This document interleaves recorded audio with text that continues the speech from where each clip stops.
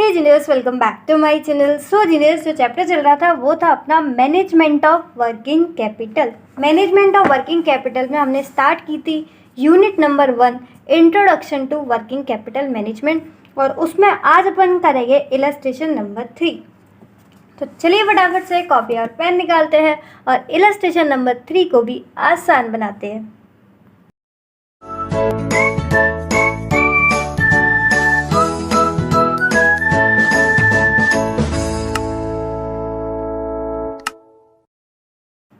अब क्वेश्चन को रीड करते हैं। Illustration number 3। On 1st January, the managing director of Noreen Limited wishes to know the amount of working capital। तो जो MD है नॉरिन limited के, वो क्या चाहते हैं? वो चाहते हैं जानना वर्किंग कैपिटल का amount. That will be required during the year, कि पूरे साल में कितनी वर्किंग कैपिटल ज़रूरी है, ये जानना चाहते हैं कौन? नॉरिन लिमिटेड के MD। From the following information prepare the working capital requirement forecast. तो हमें उन्हें वही बताना है कि पूरे साल में during the year working capital की कितनी रिक्वायरमेंट होगी। तो इसके लिए हमें समझना पड़ेगा एक कंसेप्ट, किससे रिलेटेड? वर्किंग कैपिटल रिक्वायरमेंट से रिलेटेड, ठीक है ना। तो इस क्वेश्चन को हम आगे बाद में पढ़ेंगे, उससे पहले हम वर्किंग कैपिटल रिक्वायरमेंट का पूरा कंसेप्ट जान लेते हैं, ठीक है। हो सकता है ये वीडियो ज़्यादा लंबी हो जाए, क्योंकि यहाँ पर हम वर्किंग कैपिटल का सबसे पहले पूरा कंसेप्ट देखेंगे, उसके बाद इसकी पूरी तरीके से प्रेजेंटेशन, क्योंकि वर्किंग कैपिटल में इस तरीके के क्वेश्चन होते हैं ना, जैसे इलस्ट्रेशन नंबर 3 है, इस तरीके के क्वेश्चन में बहुत बड़ा क्वेश्चन होता है इस तरीके का, ठीक है। और इस क्वेश्चन में हमारे मार्क्स कट सकते हैं प्रेजेंटेशन की वजह से। इसीलिए इस वीडियो में मैं आपको कंसेप्ट के साथ एकदम पूरी तरीके से प्रेजेंटेशन, कि आपका एक मार्क भी ना कटे, ठीक है। चाहे कितना भी लंबा क्वेश्चन आ जाए, लेकिन आपका एक नंबर भी नहीं कटेगा, आउट ऑफ नंबर आएंगे वर्किंग कैपिटल चैप्टर में भी, ठीक है। ऐसे चैप्टरों में मेनली बच्चों के नंबर कट जाते हैं, लेकिन आपके नहीं कटेंगे। पूरी प्रेजेंटेशन देखेंगे, कंसेप्ट तो देखेंगे ही, और साथ ही साथ इस तरीके का क्वेश्चन, यानी कि इतना बड़ा जो क्वेश्चन आता है, इसको भी हमें आसान बनाना है। और जब आसान बनानी होती है कोई चीज़, तो हमें फर्स्ट टाइम में क्या करना होता है? पहली बार हमें उस पर बहुत सारा टाइम देना होता है। इसलिए इस वीडियो थोड़ी बड़ी हो सकती है, लेकिन आप बिल्कुल पेशेंटली सुनते रहिएगा और सारी चीज़ें समझते रहिएगा, ठीक है ना। तो सबसे पहले अपन क्या समझते हैं? इसका कंसेप्ट। इसमें देखो क्वेश्चन की रिक्वायरमेंट क्या है? वर्किंग कैपिटल रिक्वायरमेंट, ठीक है। तो पहले हमें इसका एक स्टेटमेंट बनाना पड़ेगा। उसमें हम क्या करेंगे? उसकी हेडिंग डालेंगे estimation of working capital requirement. तो हमें वर्किंग कैपिटल निकालनी है, सीधी सी बात ये है। वर्किंग कैपिटल मैंने आपको बताया था क्या होता है। दो तरीके के अगर वैल्यू बेसिस पर देखा जाए तो इसमें दो तरीके का होता है। एक होता है आपका gross working capital and the other one net working capital. Gross working capital में क्या आता है? सारे के सारे करंट एसेट्स, और अगर हमने करंट एसेट्स में से करंट लायबिलिटी माइनस कर दी तो उसको बोलते हैं हम नेट वर्किंग कैपिटल। ये मैंने आपको पिछली वीडियो में बताया था। अब उसका स्टेटमेंट किस तरीके से बनाएंगे वो देखो। तो सबसे पहले अपन लिखेंगे करंट एसेट्स। करंट एसेट्स में क्या क्या आएंगे? इन्वेंट्रीज, रिसीवेबल्स, और आपका जो भी कैश बैलेंस हमें मिनिमम रखना होगा वो। इन्वेंट्री में अपना वही आएगा, रॉ मटेरियल का स्टॉक, WIP का, और FG यानी कि फिनिश्ड गुड। रिसीवेबल्स में क्या आता है? अपना वही ट्रेड डेटर्स और आपका BR बिल्स रिसीवेबल, फिर आपका कैश बैलेंस। तो ये सारे आपके यहाँ पर हो जाएंगे करंट एसेट। तो इस जब करंट एसेट्स का हम सब का टोटल कर लेते हैं तो उसको हम क्या बोलते हैं? Gross working capital. अब हमारी ग्रॉस वर्किंग कैपिटल तो आ गई, लेकिन क्वेश्चन की रिक्वायरमेंट क्या है? Net working capital. इसलिए हम माइनस क्या करेंगे? सेकंड चीज़, करंट लायबिलिटीज़। अब करंट लायबिलिटीज़ में क्या क्या आता है? Trade payables, wages payables, overheads payables, और आपका बिल्स पेबल। इस क्वेश्चन में बिल्स पेबल नहीं है, इसलिए मैंने यहाँ पर नहीं लिखा है, ठीक है। उसके बाद हम क्या निकालते हैं? Excess of CA over CL, यानी कि करंट एसेट्स कितने ज़्यादा है करंट लायबिलिटी से। सिंपल आपको क्या करना है? करंट एसेट्स में से करंट लायबिलिटी को माइनस कर देना है।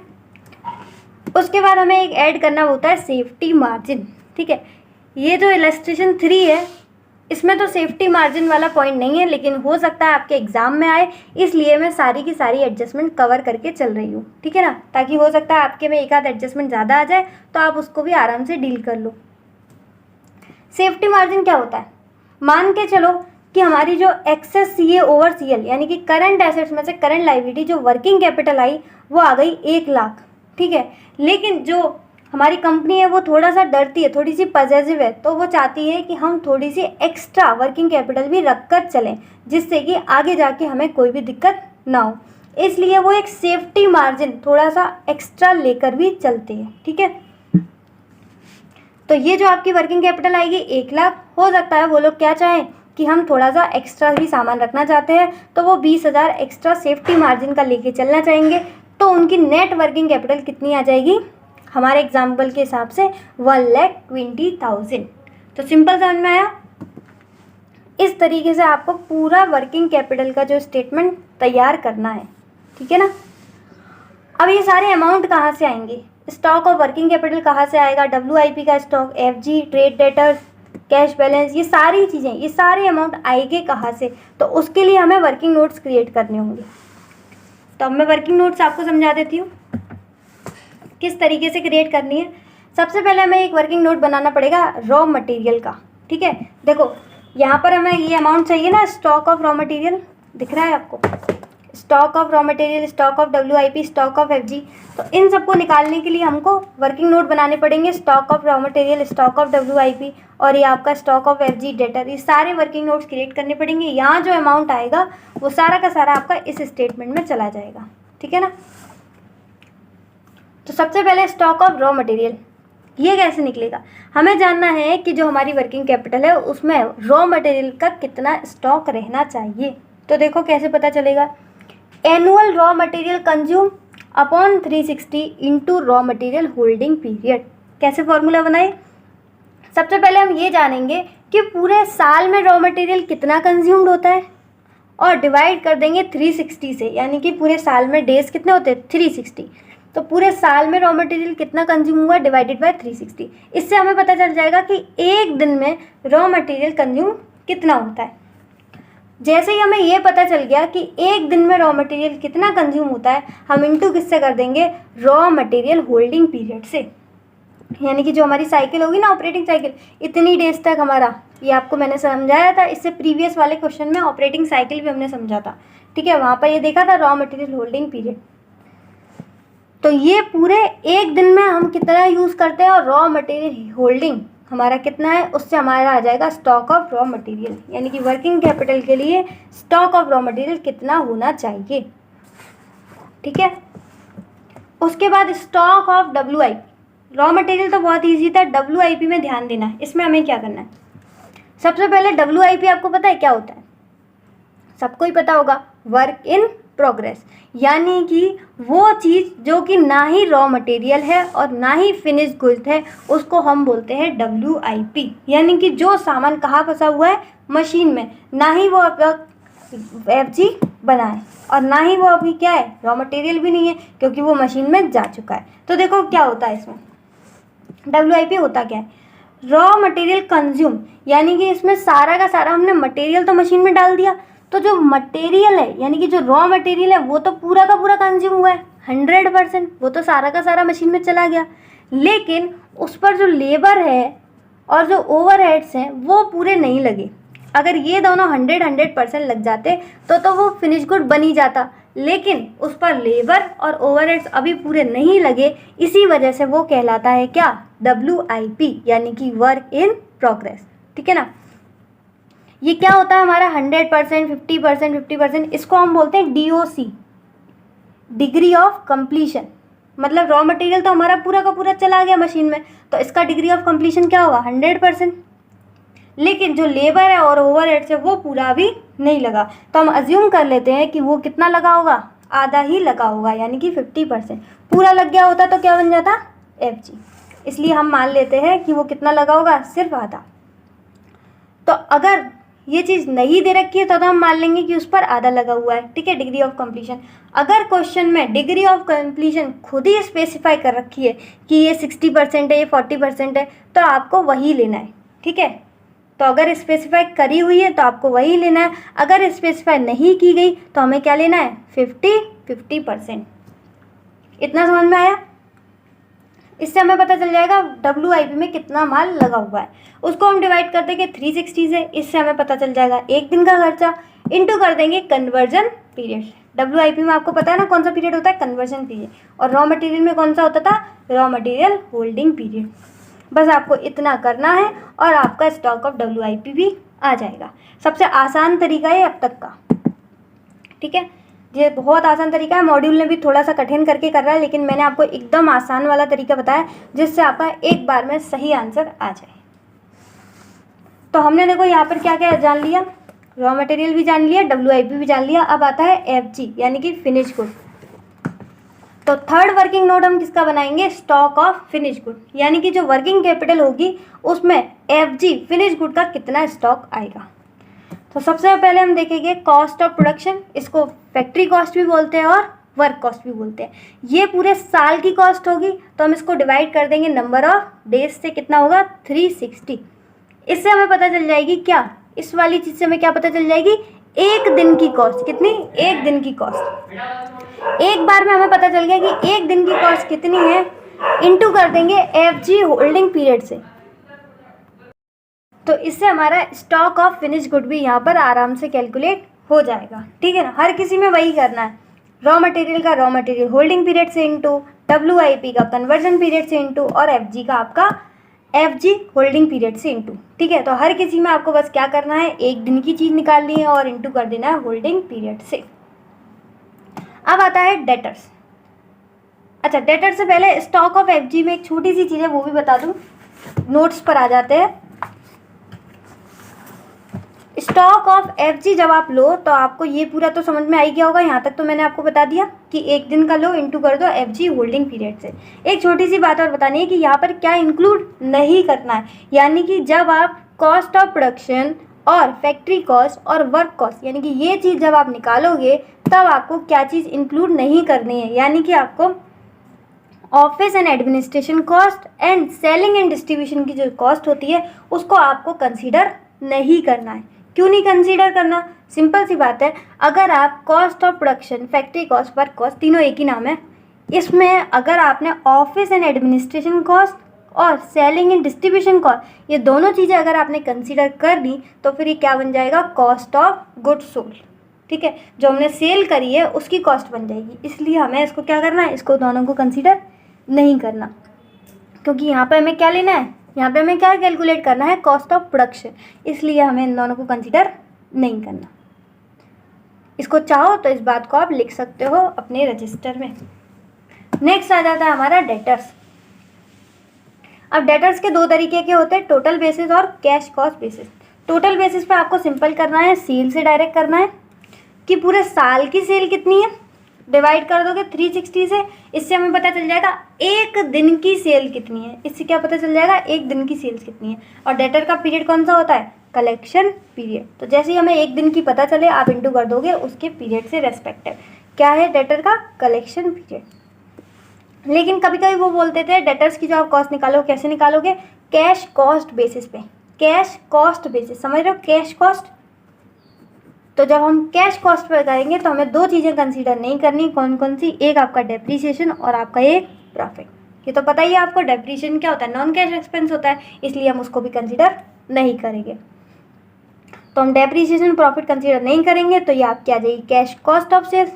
अगेन सेम, सेल की जगह क्या आ जाएगा, cash cost of sales, divide कर देंगे 360 से तो एक दिन की पता चल जाएगी, और अगेन हमें इंटू करना है कलेक्शन पीरियड से।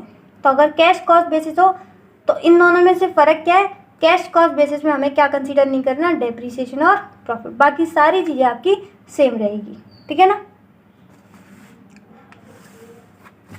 तो ये कंप्लीट हो गया हमारा। आगे देखो नोट्स में, आगे देखो, क्योंकि ये चीज़ जो है ना एडवांस प्रीपेड एक्सपेंसेस, ये चीज़ आपकी इलस्ट्रेशन नंबर 3 में एडजस्टमेंट नहीं थी, इसलिए मैंने ये सॉल्यूशन बुक में तो लिखा नहीं है, इसलिए मैं आपको कहाँ से रेफर करा रही हूँ, ये नोट्स में से, ठीक है ना। मैं चाहती हूँ कि इस क्वेश्चन में आपकी सारी एडजस्टमेंट हो जाए, तो आपको कोई और की ज़रूरत ही ना पड़े।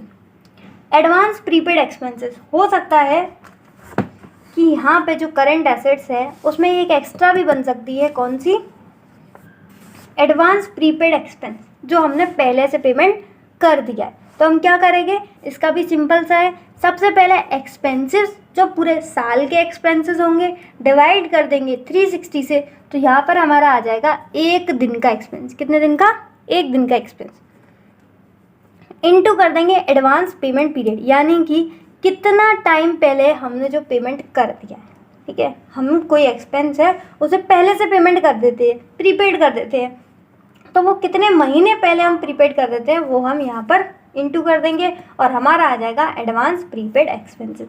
लास्ट है अपना कैश बैलेंस। कैश बैलेंस का आपका कोई वर्किंग नोट नहीं है, सिंपल आपको क्वेश्चन में गिवन होगा, वहीं से आपको लिख देना है।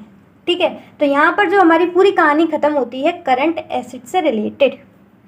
देखो, करंट एसेट से रिलेटेड यहाँ तक ही थी, मिनिमम कैश बैलेंस, फिर यहाँ पर आ जाएगी आपकी ग्रॉस वर्किंग कैपिटल।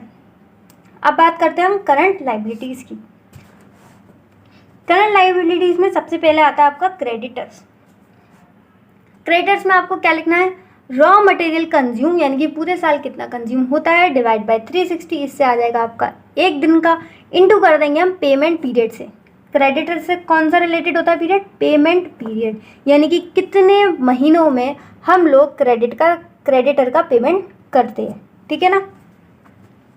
अब यहाँ पर क्या होता है, हर जगह हम रॉ मटेरियल कंज्यूम यूज़ करते हैं, लेकिन हमें यहाँ पर क्या यूज़ करना होता है, रॉ मटेरियल परचेज। अब आप कंफ्यूज हो जाओगे कि रॉ मटेरियल कंज्यूम कब यूज़ करते हैं और रॉ मटेरियल परचेज कब यूज़ करते हैं। ठीक है, तो ये कन्फ्यूजन को भी हम यही दूर कर देते हैं, आगे जाके कैरी फॉरवर्ड नहीं होनी चाहिए। तो देखो क्या होता है, जब ओपनिंग स्टॉक और क्लोजिंग स्टॉक बराबर होता है, जब ओपनिंग स्टॉक और क्लोजिंग स्टॉक बराबर होता है, तो अगर आप रॉ मटेरियल परचेज निकालें तो वो किसके बराबर होगी, आपकी रॉ मटेरियल कंज्यूम के बराबर। ठीक है, तो जब ओपनिंग स्टॉक और क्लोजिंग स्टॉक बराबर होगा तो आपका आंसर यहाँ पर क्या लिख सकते हो आप, रॉ मटेरियल कंज्यूम। लेकिन जब ओपनिंग स्टॉक और क्लोजिंग स्टॉक बराबर नहीं होता तब हमें क्या यूज़ करना पड़ता है, रॉ मटेरियल परचेज। ठीक है, तो आपको ये कन्फ्यूज़न दूर हुई कि ओपनिंग रॉ मटेरियल कंज्यूम कब यूज़ करना है, रॉ मटेरियल परचेज जब ये दोनों बराबर हों तब आपको क्या यूज़ करना है, रॉ मटेरियल कंज्यूम, और जब ये दोनों बराबर नहीं हो तब आपको यूज़ करना है रॉ मटेरियल परचेज। लेकिन मेनली जो क्वेश्चन आता है उसमें ओपनिंग स्टॉक और क्लोजिंग स्टॉक बराबर ही होते हैं, इसलिए हम मेनली क्या यूज़ करते हैं, रॉ मटेरियल कंज्यूम। इसलिए मैंने फॉर्मूले में भी क्या लिखा है, रॉ मटेरियल कंज्यूम। अब आप में ये सोच रहे होंगे कि ओपनिंग स्टॉक और क्लोजिंग स्टॉक कब बराबर नहीं होता है। तो देखो, जब भी कोई नया बिजनेस खुलता है तो वहाँ पे कुछ ओपनिंग स्टॉक तो होगा नहीं, क्योंकि ये नया बिजनेस खुला है, पिछली साल तो ये बिज़नेस था ही नहीं, यानी कि इस साल इसके पास कोई स्टॉक जो पिछला कैरी फॉरवर्ड करके आया है ऐसा कोई स्टॉक होगा ही नहीं। लेकिन जब ये इस साल काम करेंगे तो फिर क्लोजिंग स्टॉक इस साल के अंत में इनके पास कुछ ना स्टॉक बना ही होगा। ऐसा तो होता नहीं है कि जितना स्टॉक हो वो सारा का सारा बिक जाए, हमेशा ऐसा होता है कि कुछ ना कुछ ऐसा स्टॉक हमारे पास पड़ा रहता है जो कि इस साल नहीं बिका। तो इनके पास क्लोजिंग स्टॉक तो कुछ ना कुछ होगा, लेकिन इनका ओपनिंग स्टॉक जीरो था क्योंकि ये नया बिजनेस था। तो यहाँ पर देखो, ओपनिंग स्टॉक जीरो था लेकिन क्लोजिंग स्टॉक कुछ ना कुछ था, इसका मतलब ओपनिंग स्टॉक और क्लोजिंग स्टॉक दोनों बराबर नहीं थे। और जब ओपनिंग स्टॉक और क्लोजिंग स्टॉक बराबर नहीं हो गए तब वहाँ पर हम क्या यूज़ करना है, हमें रॉ मटेरियल परचेज। ठीक है, मेनली क्या यूज़ करना है, रॉ मटेरियल कंज्यूम। लेकिन अगर ये दोनों बराबर ना हो तो क्या यूज़ करना है, रॉ मटेरियल परचेज। ये हमारा हो गया क्रेडिटर्स का। नेक्स्ट आगे बढ़ो, आउटस्टैंडिंग वेजेस और एक्सपेंसेस। इसमें आपको सिंपल है, जिस तरीके से आपने प्रीपेड का किया था सेम टू सेम आउटस्टैंडिंग का करना है। किस तरीके से करोगे, पूरे साल के वेजेस कितने हैं, डिवाइड बाय 360, यानी कि एक दिन का पता चल जाएगा, और इनटू कर देना लैग इन पीरियड। लैग इन का मतलब क्या होता है कि कितना टाइम लगाते हैं हम उनको पेमेंट करने में। ठीक है, जो भी हमारा आउटस्टैंडिंग अमाउंट रह जाता है कितना टाइम लगाते हैं, और इसको हम क्या बोलते हैं, डिले पीरियड भी बोलते हैं कि हम कितना डिले कर देते हैं। तो लैग इन पेमेंट समझ में आया, कितने टाइम बाद हम इनका पेमेंट करते हैं। ये जो एक्सपेंसेस होते हैं वो ड्यू तो हो जाते हैं, लेकिन हम इसको ड्यू होने के बाद 1 महीने बाद पेमेंट करते हैं, तो वो डिले पीरियड हो जाएगा हमारा 1 महीना। तो यहाँ पे इंटू 1 से कर देंगे। ठीक है, तो यहाँ पे आपका जो करंट लाइबिलिटीज़ है वो भी समाप्त होती है। अब थोड़ी सी सांस लेंगे और आपको एक चीज़ बताएंगे कि देखो क्वेश्चन की रिक्वायरमेंट आएगी वर्किंग कैपिटल की और हमें पूरा स्टेटमेंट तैयार कर देना है। ठीक है, ये बात समझ में आ गई अच्छे से। उसके बाद ये सारे अमाउंट कहाँ से आएंगे, ये सारे अमाउंट आएंगे आपके, उसके लिए हम बनाएंगे ये सारे वर्किंग नोट, यहाँ पे सारे अमाउंट आ जाएंगे। अब ये सारे वर्किंग नोट में हमें दो चीज़ों की ज़रूरत है। देखो पहले वाले में हमें क्या ज़रूरत है, रॉ मटेरियल कंज्यूम और रॉ मटेरियल होल्डिंग पीरियड। दूसरे वाले में ये सारे labour, overheads, raw material consume और कन्वर्जन पीरियड। तीसरे वाले में हमें क्या चाहिए, कॉस्ट ऑफ प्रोडक्शन और एफजी होल्डिंग पीरियड, सेल्स और कलेक्शन पीरियड। हर चीज़ में, हर वर्किंग नोट में हमें किन चीज़ों की रिक्वायरमेंट हो रही है, दो चीज़ों के लिए। तो उनके लिए हम एक और शीट बनाएंगे, ये रही। इससे हमारे जो वर्किंग नोट होंगे वो बहुत आसानी से हो जाएंगे। अब देखो उनके लिए हम दो चीज़ें बनाएंगे, एक कॉस्ट शीट और एक आपका साइकिल। कॉस्ट शीट बनाना बहुत आसान है, आपने कॉस्ट में भी सीखा होगा पेपर नंबर 3 में। अगर जिसको नहीं आती है कोई दिक्कत नहीं है, हम अभी 2 मिनट में सीख लेंगे। कॉस्ट शीट किस तरीके से बनाएंगे, रॉ मटेरियल कंज्यूम जितना हुआ है और उसमें जो लेबर लगा है तो दोनों को हम बोलते हैं क्या, प्राइम कॉस्ट। तो रॉ मटेरियल कंज्यूम ये आपको गिवन होगा, लेबर और प्राइम कॉस्ट। ठीक है, जैसे ही हमने उसमें फैक्ट्री ओवरहेड्स और मैन्युफैक्चरिंग ओवरहेड, देखो अभी हम कहाँ पर हैं, फैक्ट्री के अंदर ही हैं। फैक्ट्री के अंदर जितने भी फैक्ट्री के ओवरहेड्स होंगे, मैन्युफैक्चरिंग ओवरहेड्स होंगे, उसको अगर हमने ऐड कर दिया तो वो आ जाएगी फैक्ट्री कॉस्ट। यानी कि किसी प्रोडक्ट को बनाने के लिए हमें कितनी कॉस्ट लगी, उसको हम बोलते हैं कॉस्ट ऑफ प्रोडक्शन। किसी प्रोडक्ट को बनाने के लिए कितनी लगी, और ये सारी चीज़ें कब हो रही है, फैक्ट्री के अंदर ही, इसलिए हम इसे बोलते हैं फैक्ट्री कॉस्ट। जैसे ही हम उसे फैक्ट्री के बाहर ले आए तो उसमें अब कौन से एक्सपेंसेस लगेंगे बताओ, एडमिनिस्ट्रेशन वाले, सेलिंग एंड डिस्ट्रीब्यूशन वाले। और जैसे ही हम इन दोनों को ऐड करेंगे तो आपकी आ जाएगी टोटल कॉस्ट ऑफ सेल्स, यानी कि जो गुड हम बना रहे हैं, जो प्रोडक्ट हम बना रहे हैं वो पूरा कितने का बना। ठीक है, कॉस्ट ऑफ सेल, जो हम सेल कर रहे हैं उसकी कॉस्ट कितनी है। और देखो जैसे ही हमें कॉस्ट ऑफ सेल्स पता चल जाएगी तो उसमें जैसे ही प्रॉफिट ऐड करेंगे आपकी आ जाएगी सेल, यानी कि बाहर हम कितना बेच रहे हैं। तो अब आपको समझ में आई होगी वो बात, जब मैं एफजी वाली बात कर रही थी, फिनिश गुड वाली, तब मैंने आपसे बोला था हम वहाँ पे एडमिन और सेलिंग एंड डिस्ट्रीब्यूशन कंसीडर नहीं करेंगे, क्योंकि जैसे ही हम इन दोनों को कंसीडर करते हैं तो क्या बन जाता है, टोटल कॉस्ट ऑफ सेल्स, और इसे हम बोल सकते हैं कॉस्ट ऑफ गुड्स सोल्ड। तो ये सिंपल थी आपकी कॉस्ट शीट। और साइकिल में तो वही सारी साइकिल है, raw material holding period, WIP conversion period, FG holding period, debtors collection period, creditors payment period, और लास्ट आपका आउटस्टैंडिंग एक्सपेंसेस लेग पीरियड, मतलब जितने टाइम में हम पेमेंट कर रहे हैं। तो अब इस क्वेश्चन में हमें क्या करना है, मेन इन दोनों पे फोकस करना है। जैसे ही हमारी कॉस्ट शीट तैयार हो जाएगी और हमारी ये साइकिल वाली शीट तैयार हो जाएगी, ठीक है, तो ये जैसे ही हमारी तैयार हो जाएगी उससे हमारे वर्किंग नोट 2 मिनट में बन जाएंगे। और जैसे ही हमारे वर्किंग नोट बने फिर तो इसका सारा अमाउंट हमें यहाँ से मिल जाएगा और यहाँ से हमें कॉपी पेस्ट करना है। तो आप समझ रहे हो इस क्वेश्चन में हमें सबसे ज़्यादा फोकस किस पर रखना है, कॉस्ट शीट पर और ये साइकिल वाली शीट पर।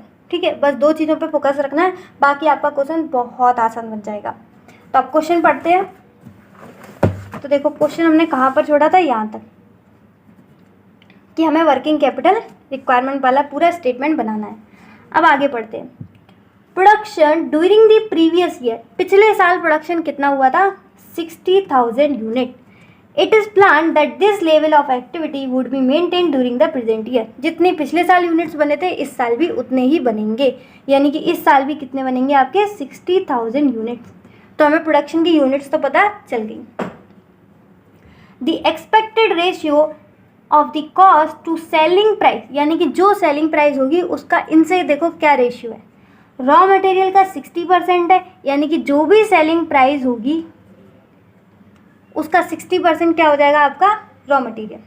डायरेक्ट वेजेस क्या होगा 10%, तो जो भी सेलिंग प्राइस होगी उसका 10% निकाल लेंगे, ये भी पता चल जाएगा।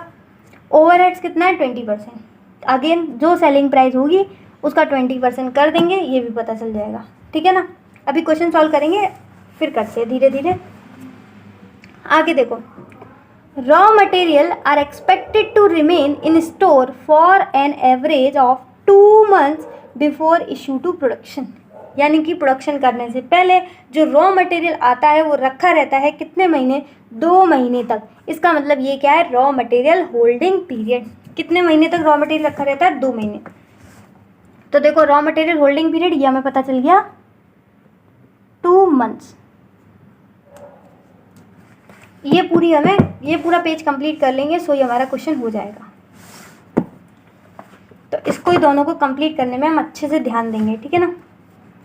Each unit is expected to be in process, process में समझ रहे हो कौन सी वाली बात है? Work in process, WIP। कितने में? 1 महीने में। The raw materials being fed into the pipeline immediately and the labour and overhead cost accruing evenly during the month. कितना है इसका? यहीं पर हमें पता चल गया। WIP कन्वर्जन पीरियड है हमारा 1 मंथ। तो WIP कन्वर्जन पीरियड हमें पता चल गया 1 मंथ। FG होल्डिंग पीरियड पता करना है। Next, finished goods will stay in the warehouses awaiting dispatch to customers for approximately 3 months. Finish good बन के तैयार हो जाता है, वो रखा रहता है 3 महीने तक। उसके बाद ही वो किनको दिया जाता है? कस्टमर्स को। यानी कि कितने टाइम तक फिनिश गुड होल्ड किया जाता है? 3 महीने। तो FG होल्डिंग पीरियड आ गया आपका 3 months.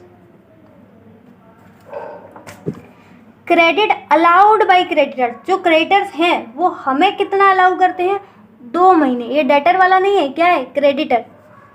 From the date of delivery of raw material, इसका मतलब है कि जब वो हमें रॉ मटेरियल देते हैं तो वो हमें कितना टाइम देते हैं पेमेंट करने का? वो हमें देते हैं 2 महीने तक आप पेमेंट कर सकते हो। तो क्रेडिटर्स पेमेंट पीरियड कितना हो गया? 2 मंथ्स। उसके बाद क्रेडिट अलाउड टू डेटर्स, अब हम दे रहे हैं डेटर्स को, ठीक है। Credit allowed to debtors is 3 month from the date of dispatch, यानी कि हम जो उनको गुड्स बेचते हैं उनको हम देते हैं 3 महीने का टाइम कि आप 3 महीने में हमारा पैसा दे सकते हो। तो डेटर्स कलेक्शन पीरियड यहाँ पर कितना हो गया? 3 मंथ्स। सेलिंग प्राइस इज 5 पर यूनिट, क्या बात है, इसी का तो हमें इतना इंतजार था। सेलिंग प्राइस बार बार बोल रहे थे, सेलिंग प्राइस का 60%, सेलिंग प्राइस का 10%, सेलिंग प्राइस का 20%, लेकिन हमें सेलिंग प्राइस ही नहीं पता थी। लेकिन आज हमें सेलिंग प्राइस पता चल गई, कितनी? 5 पर यूनिट। तो यहाँ पर हम लिख देते हैं याद रखने के लिए, सेलिंग प्राइस कितना है? 5 पर unit. There is a regular production and sale cycle, wages and overheads are paid on the first of each month for the previous month. तो लैग पीरियड हो गया आपका कितना? 1 मंथ का। The company normally keeps cash in hand to the extent of 20,000। मैंने आपको बताया था कि जो कैश होगा, जो मिनिमम कैश बैलेंस आपका रहेगा वो हमें क्वेश्चन में गिवन होगा, ठीक है ना। तो कितना गिवन है? 20,000। तो सबसे पहले जो लैग पीरियड था वो कितना था? 1 मंथ। और जो कैश बैलेंस है वो हमें गिवन है 20,000। तो सबसे पहले कैश बैलेंस लिख लेते हैं 20,000, ठीक है ना। अब देखो ये साइकिल वाली तो पूरी हमारी शीट तैयार हो गई। अब हमें कॉस्ट शीट तैयार करनी है। तो सबसे पहले हमें क्या करना है? Raw material consume. तो देखो यूनिट्स कितने थे? यूनिट्स आपको दे रखे थे 60,000।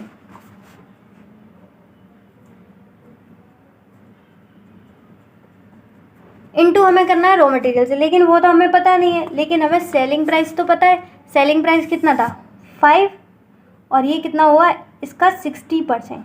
यहाँ पे आपने लिखा था रॉ मटेरियल कितना है? 60% सेलिंग प्राइस का। तो इससे हमें पता चल जाएगा रॉ मटेरियल कंज्यूम। कैलकुलेट करते हैं। 5 का 60% आपका रहेगा 3 और यूनिट्स कितने हैं? 60,000। इससे हमें पता चल गया रॉ मटेरियल कंज्यूम कितना है? 1,80,000, ठीक है। अब लेबर, तो देखो यूनिट्स कितने थे? अगेन 60,000 और सेलिंग प्राइस कितना है? 60। सेलिंग प्राइस कितना है अपना? 5 और लेबर को कितना है? 10%। तो 5 का 10% आ जाएगा आपका लेबर का। तो 5 का 10% करोगे तो 0.5 और इंटू कर दोगे प्रोडक्शन यूनिट से 60,000, तो ये आ गया 30,000। तो लेबर की कॉस्ट कितनी आ गई? 30,000। 8, 9, 10, 11, ये 2,10,000 आ गई आपकी प्राइम कॉस्ट। अब हमें क्या प्लस करना है? Factory overheads. ये आपको दे रखे थे कितने? 20%।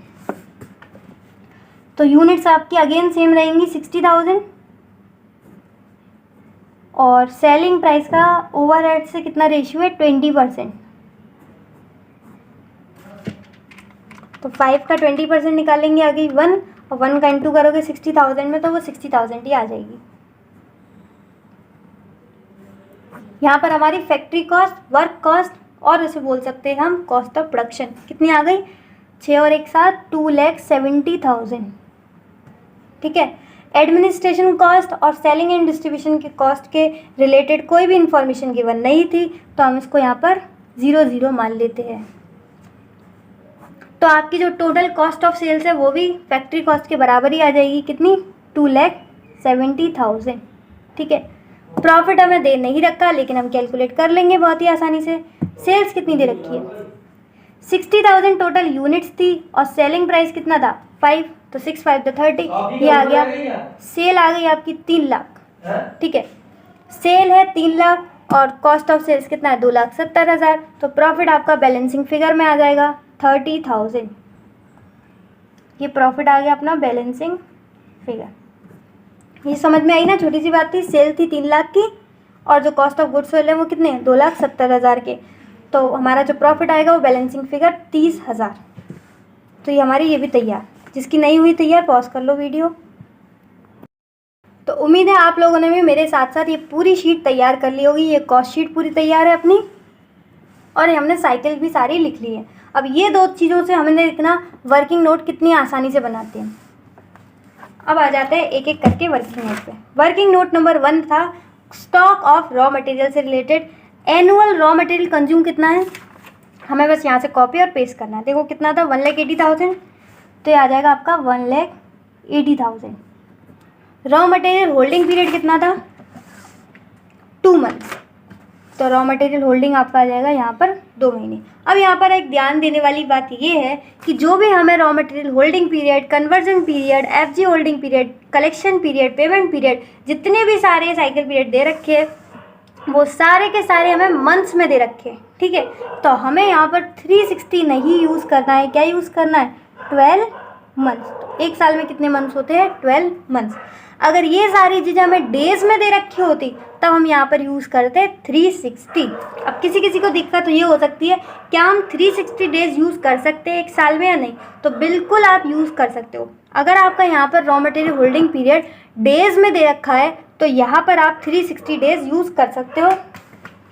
पहले जब अपन 360 डेज यूज़ करते थे तब हमें नोट देना पड़ता था कि एक साल में 360 दिन हैं, लेकिन अब हमें कोई नोट देने की ज़रूरत नहीं है, क्योंकि हमारे इंस्टीट्यूट ने खुद बोला है कि एक साल में चाहो तो आप 365 डेज़ भी यूज़ कर सकते हो और चाहो तो आप 360 डेज़ भी यूज़ कर सकते हो। और मेरी मानो तो आप हमेशा 360 डेज़ यूज़ करना, इससे आपकी कैलकुलेशन बहुत आसान हो जाएगी। ठीक है ना। तो रॉ मटेरियल होल्डिंग पीरियड जब भी आपका डेज में दे रखा हो तो आप नीचे क्या यूज़ करोगे 360 डेज। और यहाँ पर क्या है, इस क्वेश्चन में मंथ्स में दे रखा है, इसलिए हमने क्या यूज़ किया है यहाँ पर 12 मंथ्स। अब बस हमें इसे कैलकुलेट करना है और हमारा आ जाएगा आंसर 1,80,000 पूरे साल का कंजप्शन है। तो एक महीने में कितना है, और ये 2 महीने से आ जाएगा आपका 30,000। ठीक है। 30,000 आ गया stock of raw material. Next stock of WIP। Raw material consume कितना है, फिर से कॉपी पेस्ट मारो 1,80,000। और रॉ मटेरियल का हमें डिग्री ऑफ कंप्लीशन कितना लेना है 100%।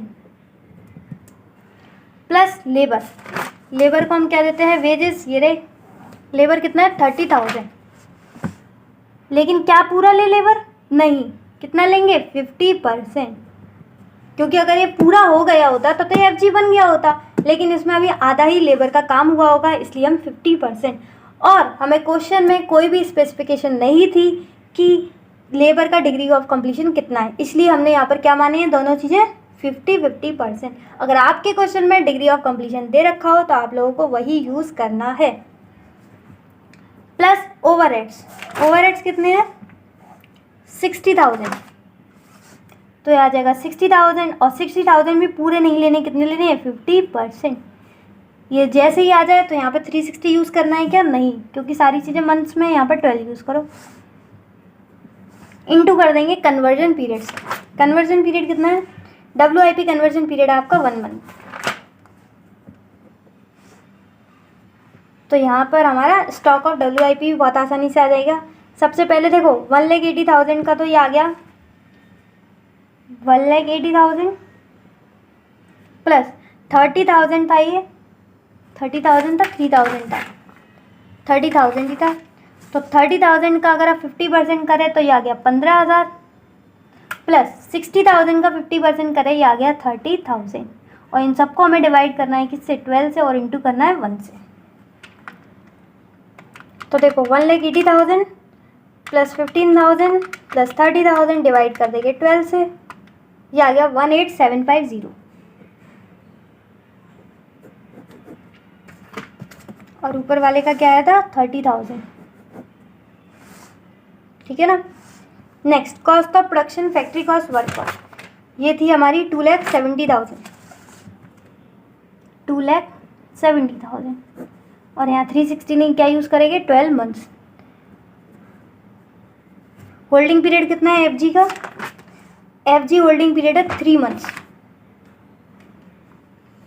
तो यहाँ पर हमारा स्टॉक ऑफ FG भी आ जाएगा, 2,70,000 डिवाइडेड बाई 12 इंटू 3, ये आ गया 67,500।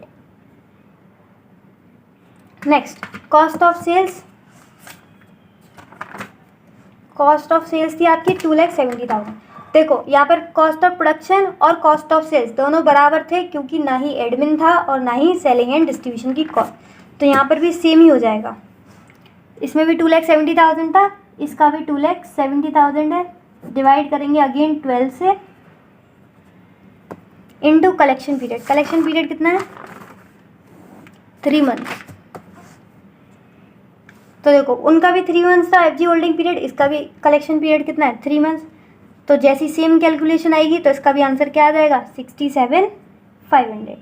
तो कैलकुलेट करने की ज़रूरत नहीं है। ठीक है ना। देखो कितनी जल्दी जल्दी हमारे वर्किंग नोट बन रहे हैं, सिर्फ और सिर्फ इस शीट की वजह से, क्योंकि हमने ये दोनों शीट बहुत अच्छे से तैयार कर ली थी। रॉ मटेरियल कंज्यूम, ये कोई नया बिजनेस तो था नहीं जो हम रॉ मटेरियल परचेज लिखे हैं, इसलिए हमने क्या लिखा है, raw material consume. Raw material consume कितना था, अगेन 1,80,000। दूसरी चीज़ हमें चाहिए पेमेंट पीरियड, यहाँ से मिल जाएगी 2 मंथ्स।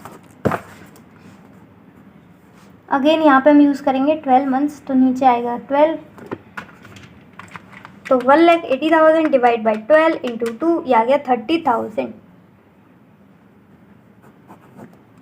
उसके बाद वेजेस, वेजेस कितने थे टोटल, 30,000। लेबर को ही देते हैं ना वेजेस, ठीक है, 30,000। कंफ्यूज मत हो ना छोटी छोटी बातों पे। लैग इन पेमेंट कितना था, 1 मंथ। और अगेन ये हो जाएगा आपका 12 मंथ्स। तो 30,000 डिवाइड बाई 12, क्या आ गया, 2,500। उसके बाद हमारा ओवरहेड्स पेबल, ओवरहेड्स कितने थे, 60,000।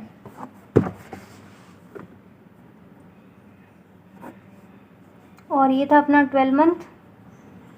और लैग इन पेमेंट, जो लैग इन पेमेंट था वो वेजेस का और ओवरहेड्स का, यानी कि दोनों के दोनों आउटस्टैंडिंग एक्सपेंसेस थे। दोनों आउटस्टैंडिंग एक्सपेंसेस का जो लैग इन पीरियड था वो कितना था, 1 मंथ।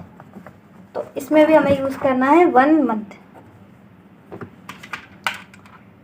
तो 60,000 डिवाइड बाई 12, ये आ जाएगा 5,000। तो यहाँ पर हमारे सारे के सारे वर्किंग नोट तैयार हो चुके हैं। अब बस हमें कॉपी पेस्ट करना है अमाउंट। तो सबसे पहले हमें चाहिए stock of raw material WIP FG।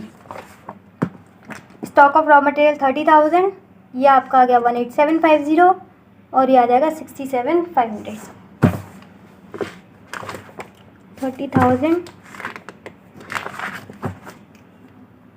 30,000 इसका क्या था, 18750, और इसका था 67,500। ठीक है ना। डेटर्स भी सेम थे, 67,500। ठीक है। और कैश बैलेंस तो हमें ऑलरेडी गिवन था, तो यहाँ से हमारी आ जाएगी ग्रॉस वर्किंग कैपिटल। ठीक है, तो एक बार टोटल कर लेते हैं। 30,000 प्लस 18,750 प्लस 67,500, 1,16,250। ये क्या आ गया हमारा पूरा इन्वेंट्री। और रिसीवेबल्स कितने हैं? 67,500। तो इन्वेंट्री आ गई है, रिसीवेबल से 67,500, कैश बैलेंस हमें ऑलरेडी गिवन था 20,000, ग्रॉस वर्किंग कैपिटल और हम बोल सकते हैं करंट एसेट्स का टोटल कितना आ रहा है? 2,03,750। ठीक है ना, यहाँ तक हो गया। ये हमारा पूरा करंट एसेट्स का कंप्लीट हो चुका है। Next current liabilities. पहला ट्रेड पेबल। ट्रेड पेबल था हमारा 30,000, वेजेस पेबल था हमारा 2,500 और ये था हमारा 5,000। तो 30,000, 2,500 और ये था 5,000। इससे हमें पूरा करंट लाइबिलिटीज़ पता चल जाएंगी। 30,000 प्लस 2,500 प्लस 5,000, 37,500। 37,500 ये क्या है? Current liabilities.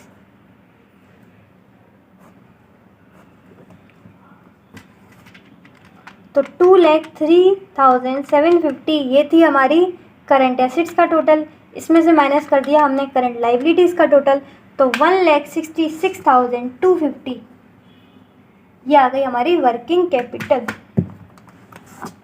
और यहाँ पर कोई भी सेफ्टी मार्जिन का इंफॉर्मेशन गिवन नहीं थी, इसलिए हमने इसको डैश करते हुए नेट वर्किंग कैपिटल भी हमारी आ गई 166,250। ठीक है ना।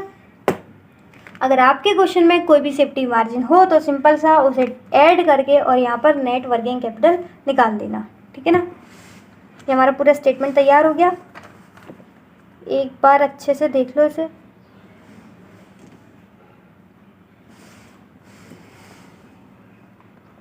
किसी का कहीं भी कुछ छूटा हुआ हो तो वहाँ पर वीडियो को पॉज करना है। सिंपल आपको यहाँ पर हमारे सारे के वर्किंग नोट्स हैं और इसी तरीके से आपको एग्जाम में ही प्रेजेंट करना है। सबसे पहले स्टेटमेंट ऑफ वर्किंग कैपिटल, उसके बाद आपके सारे वर्किंग नोट्स ये सारे, और लास्ट में आपको दिखाना है कॉस्ट शीट और साइकिल। ठीक है, लेकिन स्टार्टिंग कैसे करनी है अपनी क्वेश्चन की? पहले आपको साइकिल और कॉस्ट शीट बनानी है, लेकिन एग्जामिनर को किस तरीके से दिखना चाहिए कि सबसे पहले आपने वर्किंग कैपिटल का स्टेटमेंट बनाया है, उसके बाद आपने उसके वर्किंग नोट बनाए हैं और उसके बाद आपने ये दोनों चीज़ें वर्किंग नोट्स में ही एडअप किया है। ठीक है, हर बार मैं प्रेजेंटेशन इसी तरीके से बताती हूँ कि पहले तो आपने ये चीज़ें करी है, लेकिन एग्जामिनर को नहीं दिखनी चाहिए, उनको लगना चाहिए कि पहले आपने वर्किंग कैपिटल बनाया है। ठीक है, तो उसके लिए हमेशा आप 1-2 पेज छोड़ कर रखना। उम्मीद है जो मैंने आपसे स्टार्टिंग में वादा किया था कि आपको इसका पूरा कंसेप्ट भी समझ में आएगा, प्रेजेंटेशन भी समझ में आएगी और सबसे ज़रूरी बात कि आपको ये क्वेश्चन आसान लगेगा।